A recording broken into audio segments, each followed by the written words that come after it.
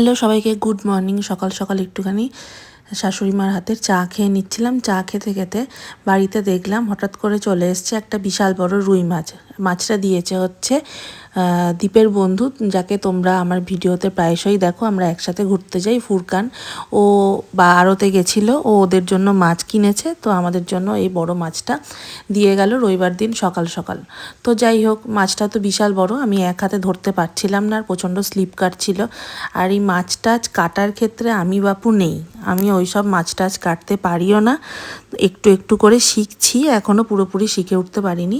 এখানে বৌদি মাছ কাটছিল, মানে বৌদি মাছের আঁশটা ছাড়াচ্ছিল। বৌদিও এত বড় মাছ আর কি কাটতে পারবে না, কাকিমাই হয়তো আমাদের কেটে দেবে। তো বৌদি মাছের আঁশটা চামচ দিয়ে ছাড়াচ্ছিল, সেটাও অনেক কষ্টেই ছাড়াচ্ছিল। বুঝতেই পারছো এত বড় মাছ, মোটামুটি 2.5 কেজি 3.25 কেজি ওয়েটের মাছটা ছিল, তার মানে কত বড় বুঝতেই পারছো। এটাকে এক হাতে ধরাটাই হচ্ছে মুশকিল ব্যাপার, তার উপরে কাটা তো বলাই যাবে না আর। তো যাই হোক, আমরা মোটামুটি যা খাওয়া দাওয়া করি সারাদিন, বাড়িতে যা করি টুকটাক করে সবটাই তোমাদের সাথে শেয়ার করি। আমার মনে হয় আমি নিজের ভিডিও দিয়ে কোনো নেগেটিভ কিছু তোমাদের সাথে শেয়ার করি না। খুব বেশি পজিটিভ শেয়ার করতে না পারলেও আমার মনে হয় না নেগেটিভ কিছু তোমাদের সাথে শেয়ার করি। তো আর সবথেকে বড় কথা, আমার ইনস্টাগ্রামের একটা আইডিও আছে, বা আমার ফেসবুকের রিলসও তোমরা দেখে নিতে পারো।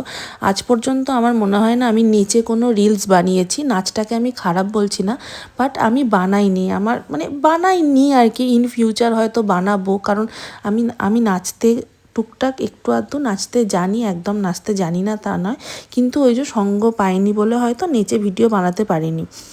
তো প্লিজ এরকম উল্টোপাল্টা রটানোটা বন্ধ করো যে নেচে নেচে ভিডিও বানাই বা কিছু।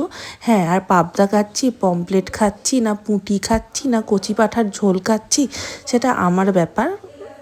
আমি আমার স্বামীর টাকায়, আমার শ্বশুরের টাকায়, আমার ভাসুরের টাকায় খাচ্ছি, পাড়ার কেউ এসে আমাকে খাইয়ে দিয়ে যাচ্ছে না। সুতরাং আমি বাড়িতে কি করছি না করছি সবটাই ভিডিওতে তুলে ধরি। তা বলে এই নয় যে আমি কাউকে অপমান করছি বা কিছু। পাড়ার যারা বড়রা এইসব নিয়ে বিচার করতে আসো, তারা যেইটুকুনি সম্মান পাও, আমার মনে হয় না এই সমস্ত বিচার করলে এরপর থেকে আর সেইটুকুনি সম্মানটুকুও পাবে। আর একজন অল্পবয়স্ক মেয়ে, সে যদি ভিডিও করে বা একটা রিলস বানায়, তার মানে এই নয় যে তার মন থেকে ভক্তিটা ঠাকুরের প্রতি চলে যাচ্ছে। ঠাকুরের প্রতি ভক্তিটা মনে থাকলেই হবে, সেটা সবসময় বাইরে সবাইকে দেখিয়ে বেড়ানোর আমার মনে হয় না কোনো প্রয়োজন আছে।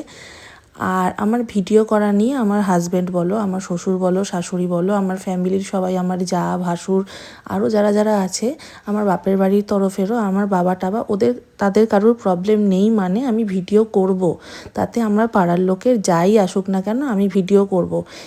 নেক্সট টাইম আমি অনলাইন বা অফলাইন যে কোনো কারণেই বলো, আমি আমার ফ্যামিলির কোনো লোককে আমাদের ভিডিও করা নিয়ে, আমার বা আমার হাজব্যান্ডের বা আমার শাশুড়ির, আমার শ্বশুরের কারোর ভিডিও করা নিয়ে নেক্সট টাইম আমি যদি কোনো দিনও কোনো কিছু শুনেছি, তাহলে আমি লিগ্যাল স্টেপ নিতে বাধ্য হব।